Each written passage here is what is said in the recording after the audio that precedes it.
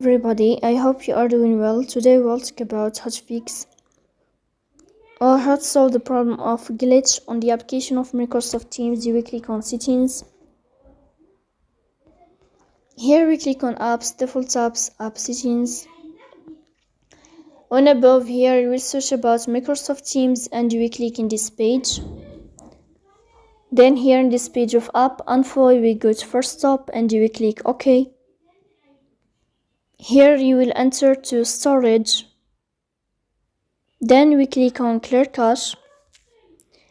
In the end, you will turn off your phone and you will wait a moment to restart your phone again to fix that problem.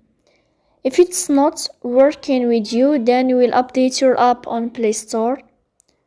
So that's all. Don't forget to support us by like and subscribe. See you next time and thank you for your watching and your